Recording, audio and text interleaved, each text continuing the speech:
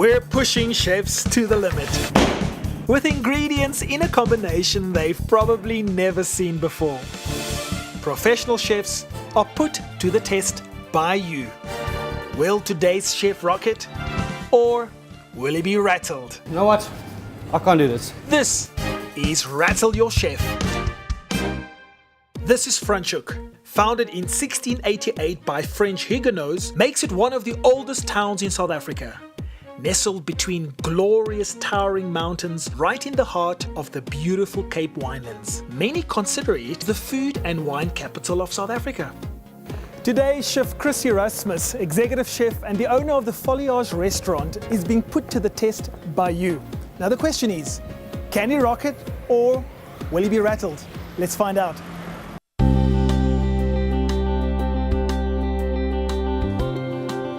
Chef Chris. Good morning, Denver. How good to see you. Good to see you too. Welcome to Foliage. Thank you very much. What a beautiful place. Thank you. But why did you decide on foliage? What was that about? Foliage means a collection of leaves, and that's pretty much what we do. We collect our leaves.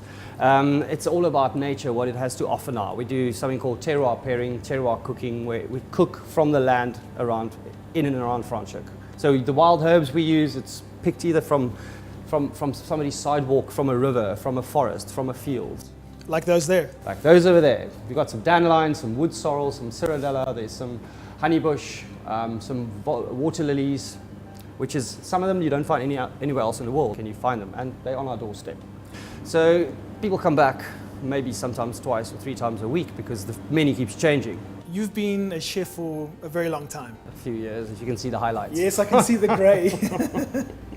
I grew up in the Karoo for my younger years and then moved to Malmesbury in my high school years. That's where I met my beautiful wife Alicia. We're still together. She runs the gallery next door for Ilse Skimmers. And the two of us traveled. We went everywhere. We worked in the UK and Brazil. Well, it obviously sounds like you are ready for a challenge. I am. Bring it on. Yeah?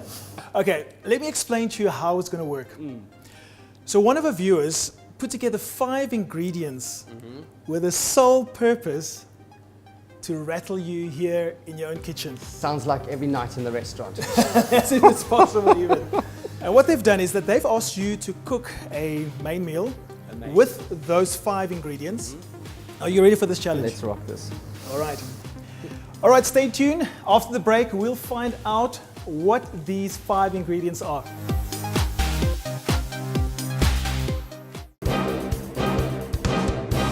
One of our viewers, Sarah Jane, has sent in a video with a list of the 5 ingredients. Okay. She's asked you to cook a meal with those 5 compulsory ingredients. Are you ready to see them? Bring it on. I'm ready. Let's look at the video.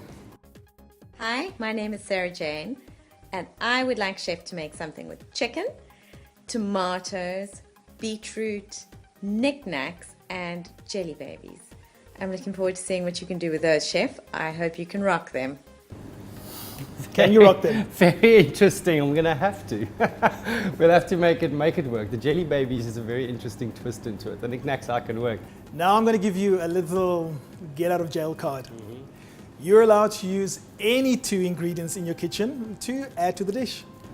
Fantastic. That's going to help me a little bit. Disguise the jelly babies. Well, let's see what you do. Right. Let's get cooking. Jelly babies. It's a very strange combination of ingredients.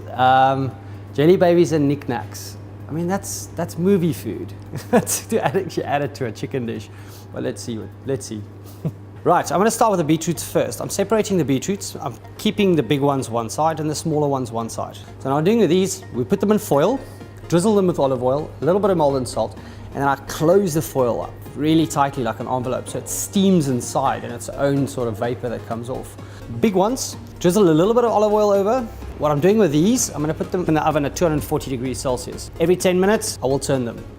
Well, I'm looking at the chicken, and it's 3 people, it's 1 chicken. So I'm going to break it down. I'm going to take the wings and skins off.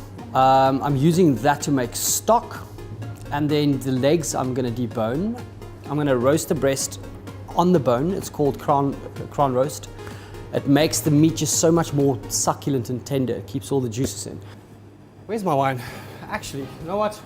I can't do this. Not like this. Now we can cook. Cheers. So I'm going to be using the English tomatoes. Let's make a chutney with that. What I'm throwing into the mix is an onion. So the onion I'm going to use both ways. So one onion I'm putting into my chutney. So I'm chopping the onion nice and fine, putting it into my saucepan. I'm adding jelly babies to it. So let's use the black jelly babies. Well, they taste like, to me they taste a little bit like blackberry, blueberry. So that could work quite nice with the tomato, and hopefully it's going to stain it as well. We get a black chutney, which would be quite cool. So these are going into a small pot, putting another one on top, onto low heat. So that's the chutney going. Right, my next step with these vine tomatoes is a classic French dish called tomato provençal, where you bake the tomatoes with a parmesan crust. I'm using a local South African snack, a maize snack or a chip. It's not quite the same, but it will have the same effect if I treat it correctly. So I'm putting my knickknacks in the blender. I'm adding some dehydrated yogurt powder just to give it a bit more of a dairy effect, which would be closer to the cheese, and a little bit of dehydrated beetroot skin, which will give it that earthy, more truffly flavor. Yeah, it's close enough. I think it's close enough to the real deal. Now the vine tomatoes, what I'm doing with those, I'm just drizzling it with olive oil, a little bit of molten salt, and it goes in a very hot pan. I'm putting it under my salamander or under your grill in your oven if you're at home, just to give it a nice blister on both sides. I'm doing my chicken sauce. I'm heating up some olive oil, adding a little bit of butter. So I'm using all the offcuts from the chicken, which is the wings are chopped up, the carcass are chopped up, and some of the skin. Now I'm adding a little bit of honey bush. Now the honey bush tastes exactly like rooibos tea, just with a pinch of honey. Next, what I'm putting in is the green jelly babies. I want to counterbalance it with something really healthy and natural and see if it's going to work. We're going to leave this to simmer for about 25 minutes before I do anything else to it. Right, the beetroot's ready. Now, I'm wearing gloves because I really don't want to stain my hands, and this is going to be very hot. Right, the skin just slides off. I'm quartering it up, getting it back into a pan. Now I'm adding a dash of Pernod. We're cooking it out for about a minute. Placing it into my blender. Right, we have a really smooth beetroot puree. I'm placing them into little portion bags. So I'm using one of my favorite recipes. It's a whole roasted onion. You hack it in half, and I'm placing the onions cut side down into the pan. And I'll place it in a lowish oven at about 160, 170 degrees Celsius. Now the crown of the chicken, I take room temperature butter that is spreadable, and I'm spreading it onto the skin of the raw chicken. We're getting that in the pan, and I'm going to leave it and just turn it every now and then to make sure that we have a nice even caramelization. Now that we have a nice caramelization, I'm taking it out of my pan and putting it on a roasting tray, breast facing upwards. Roast it on the bone at about 200 degrees Celsius. Now the chicken ballotine, I'm making a filling. I'm using beetroot leaves, dandelions, and I'm going to add some knickknacks for a nut texture to my pesto. Now I'm taking a piece of plastic wrap, placing my deboned chicken legs on top of it, spooning a little bit of pesto inside. Now I'm rolling it really tight in plastic, at least turning it 14, 15 times, making sure there's enough plastic around it so no water can come in. Okay, this is going into my sous vide blanche pot at 70 degrees Celsius for 40 minutes. All right, everything's done. I just need to slice my onions, I need to carve my chicken. Everything's pretty much there, it's now just final touches. And I'm actually quite happy about this. My jelly babies didn't act weird. It came out really the way I wanted it to. And it's working. The lime's coming through in the sauce, the berries coming through in my chutney. It's not my ideal ingredients, knickknacks and jelly babies and chicken, but let's see if we can rock this.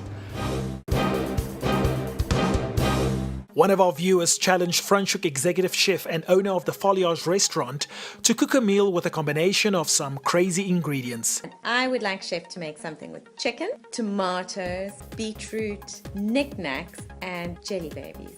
What we want to know is, does he rock it or is he rattled? Greetings, Sarah Jane, welcome. Welcome to the Foliage. Thank you. Sarah Jane, you've brought some friends along, did you? I have. I brought Barbara. This is Barbara and this is Anel. And they are good friends for many, many years. And what unites us is good food and good wine. Sarah Jane, before we taste, we would like to know, how did you come up with those ingredients? Well, jelly babies are my secret weakness. I always have a bag of those in the cupboard and I sneak one or two when my children aren't around. Knickknacks, it's kind of a taste from my childhood, parties, sunny days, holidays. And the other 3 are more regular ingredients, but I wanted to put them all together for a fun challenge. All right, ladies, do you want to see what our chef has slaved over? We do. Definitely. Bring it on. All right, let's call him. Chef, please do the honors. Hi, ladies.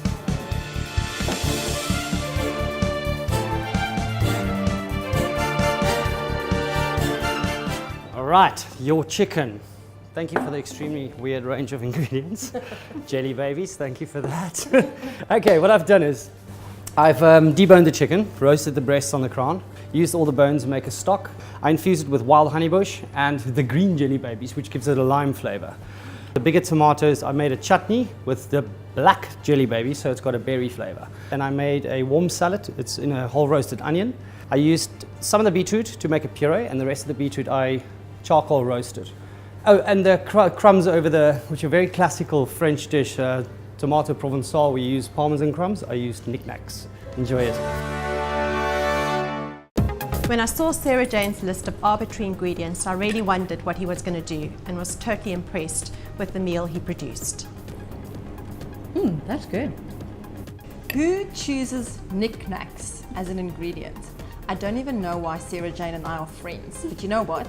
Chef was not rattled at all. He totally rocked it. I think the tomatoes and the knickknacks really work. I was quite surprised with that one. I really thought the jelly babies were going to rattle Chef, but he produced an absolute wonder. Right, thank goodness. Sarah Jane is happy. The hostess and my challenger is happy. So I think that means I've rocked this one. Well done, you've rocked the meal. From the Folios restaurant here in Franschhoek, it's goodbye. But join us next time as we try and rattle another chef. I'm Chris Erasmus. Sarah Jane challenged me with some seriously weird ingredients. I rocked it.